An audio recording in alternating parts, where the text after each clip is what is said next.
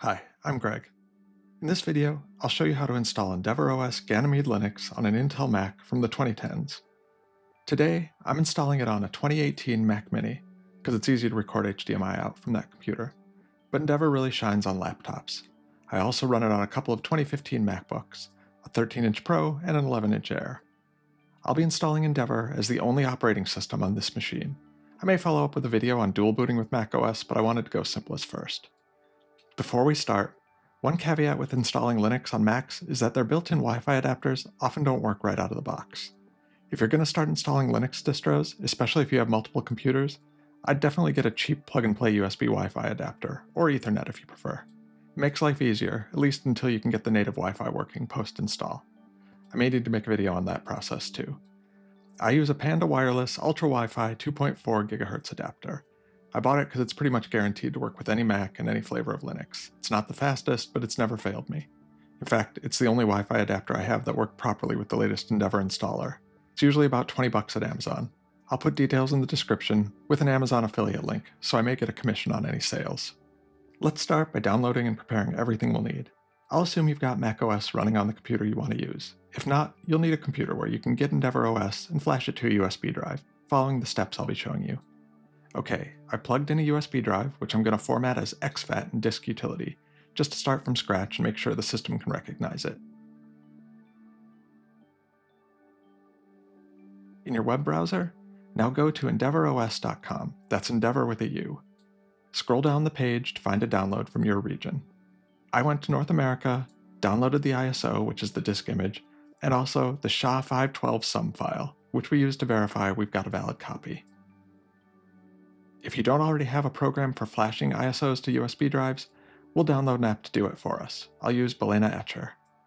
Go to etcher.balena.io, click Download Etcher, and then Download Etcher for macOS, not macOS ARM64. In our download folder, we've now got 3 files: the Balena Etcher installer, the Endeavour ISO, and its SHA file. Let's verify the ISO. This step's optional if you like living on the edge. Open the Mac's terminal program. In here, type SHA-SUM space -A512 followed by a space, and then drag your ISO file to the terminal. Click in the terminal window and press return. While this runs, open the SHA-512 file in a text editor. Compare the output from the terminal with the contents of the file. If they match, you're all good.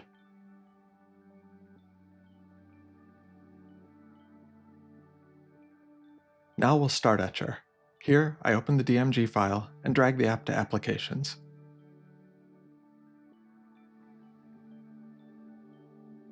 Click on it, and jump through any hoops your Mac gives you. Click the Flash from File button and navigate to your EndeavourOS ISO.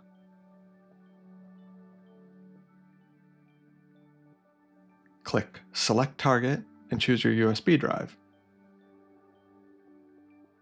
Then click Flash. Again, jump through whatever hoops you're given.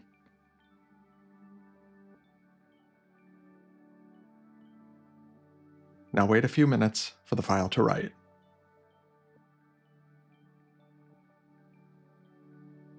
When it's complete, you'll probably get a message saying that the Mac can't read this disk. That's fine. It's probably actually a good sign. It means the drive's been formatted for EOS. Now we're going to restart into macOS recovery mode. Here, we'll update the startup security settings so we're allowed to start from USB and install a non-macOS operating system. Then we'll completely wipe the drive to help us avoid any weirdness from Apple's APFS partitioning scheme. Restart your computer and hold down Command-R until it loads in recovery mode. Now before wiping the drive, if your Mac is from 2018 or later, it may have some startup security options you'll need to change in order to successfully install a new operating system from USB. Ignore the window of applications. Instead, look at the top menu of Recovery. There, under Utilities, select Startup Security Utility. If asked, enter your system password.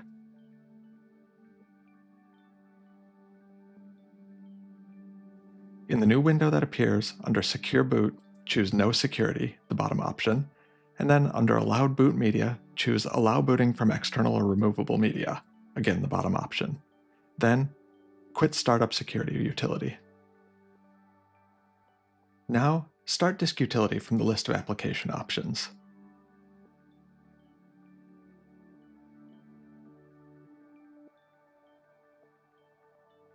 In Disk Utility's View menu, choose Show All Devices. Now click on the top level item in the internal drive section to select your hard drive. Its name will probably begin with Apple SSD or some such. Click the Erase button. In the modal that pops up, give the drive any name you want. It's only temporary anyway. And just choose exFAT from the format selector. Click the Erase button and wait till the process is done. Now you can quit Disk Utility. One last optional thing. You may want info on your Wi-Fi adapter. It'll make it easier to search for help online if you have any issues after installation. Here's how you can get the adapter info quickly. In the top menu of Recovery, under Utilities, start the Terminal program. Now type the following: IOREG space -R space -N space capital ARPT space vertical bar space GREP space IO name with IO and N capitalized. Write down the results for later. The IO name equals PCI 14E44434 in my case. You can look up these numbers in a search engine or a site like Device Hunt to get more info. Now we finally get to install EndeavourOS. With the EndeavourOS USB drive plugged in and no other USB drives, restart your computer. At this point, your Mac will probably start from it automatically, but if you want, you can ensure it does by holding down the Option key as we restart. At the startup screen that appears, choose EFI boot, which represents your USB drive. Sometimes you'll get two EFI boot options. You can just pick one, or weirdly, unplug and replug your USB drive, and there'll only be one left to pick.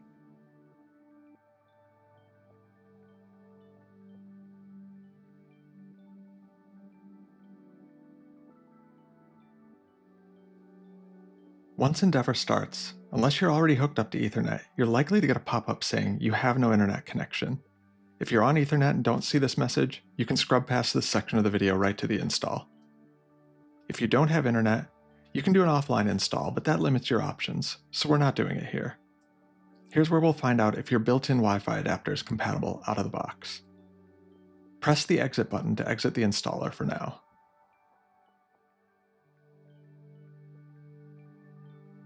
Down in the bottom right corner of the taskbar is a networking symbol.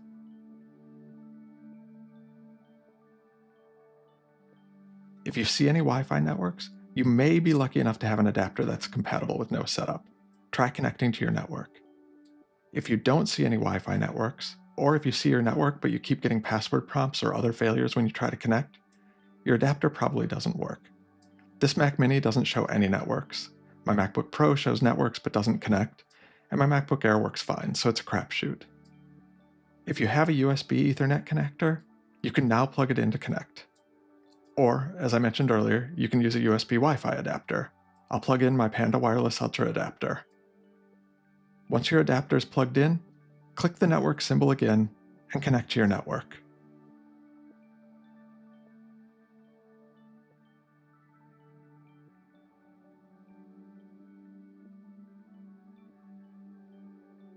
Now we're ready to install.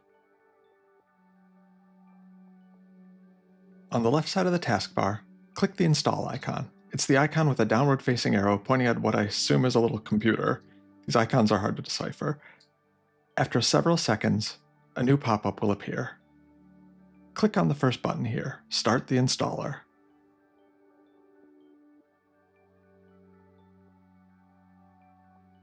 Choose Online Installation, so you get the latest system and can customize some options like your desktop environment. It may take 10 or 15 seconds for the next step to start, so be patient.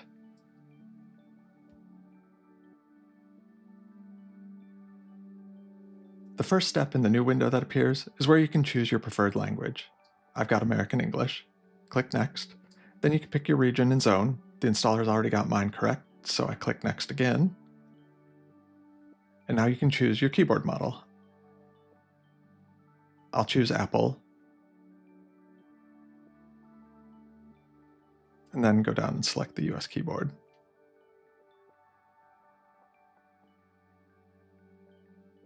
Now, here's the biggest decision you'll be making, your desktop. If you're all terminal all the time, you can choose no desktop. Otherwise, you've got plenty of options. You can find YouTube videos, and DistroWatch's weekly issue 1073 from June 2024 had a good write-up of many major options. I'll add a link to that in the description. Clicking on any option here also gives a brief description. I prefer the i3 window manager, which is the last option. Know that if you pick a tiling window manager like this, it's not as mouse-driven as the Mac or Windows desktops you might be used to, nor is it as fair as the text-based interfaces. I'm trying to get better at relying on my keyboard, so it's what I go with. The next step gives you options for what you want installed. I keep all the defaults checked, and then also check the LTS kernel box. LTS means you're installing an extra long-term support version of the Linux kernel that isn't so cavalier about updating. It's handy as a backup. If you ever break something when updating your regular kernel, you can boot with LTS. Unless you're super short on space, you might as well add it. On the next screen, I leave the bootloader as is. You'll just get a simple startup menu when starting your machine.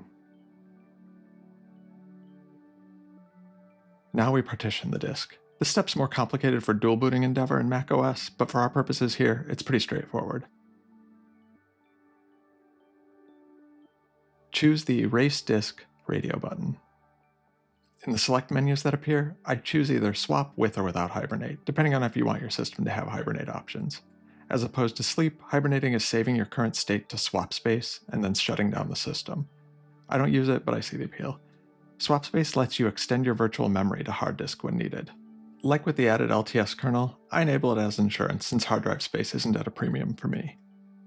Leave the other select dropdown as ext4 for your file system, unless you have some reason to want another option. Like someone on the Endeavour forums who has an avatar of Bender holding a machine gun says, it's the Toyota Camry of file systems. It's time to set up your account and computer name. Enter the username you want to use. I'm just putting Greg for both my real name and username. And then EOS for the name of my computer. And a very secure password. I'm not checking the auto login button because I prefer using a password to log in, but I am leaving the checkbox for the same password for the admin account because I'm the only person who will be using this computer. On the confirmation screen, you can verify all your previous selections and then install, go back, or cancel. I'll install.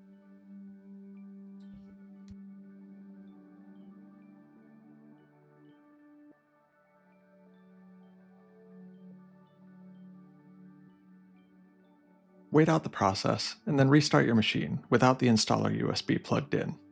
Once it reboots, we'll do a few post-install tasks. When you restart your machine, Endeavour may want to start up in the LTS mode. We're going to arrow down to the Arch mode. That's the mode we're going to want as our default, and we'll change that in just a few minutes. Now sign in. If you were connected to Wi-Fi during install, Endeavour is pretty good about remembering that connection. A post-installation menu will appear, but on i3WM, Firefox will show up and replace it. To switch back to the desktop view with those startup options, hit Command-Tab. Now, update mirrors so your system knows where to best connect for software and updates. You'll need to enter your password.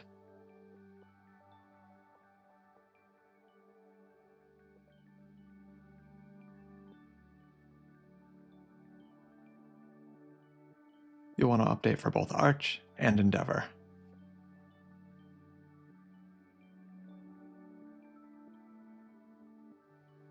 At this point, I close this dialog and do the rest in the terminal to get some practice there. Let's see if we need to update our system. Open your terminal. In i3WM, Command Return opens it. Now type the word yay, Y-A-Y. This command updates everything it can. You'll get asked for your password.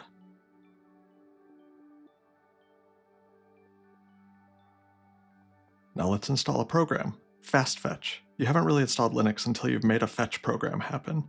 FastFetch shows you some system info at a glance. Type yay space dash capital S space FastFetch and follow the prompts.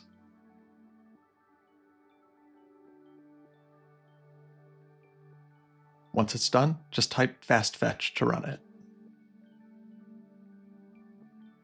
There you go. Finally, remember when we rebooted and it wanted to start in LTS mode by default? Here's how to change that. Type sudo sudo space -s. This will give us the higher privileges we need to make this change. Now type nano space /efi /loader/loader.conf and hit return. This will open a text editor. In this editor, after the asterisk in the first line, type -**arch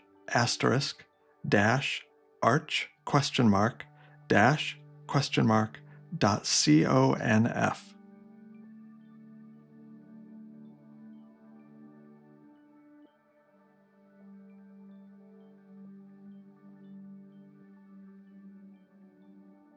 Then press Ctrl-O, and then return to save, and then Ctrl-X to exit. That's it for now. If you like this video, don't forget to unionize your workplace. Thanks.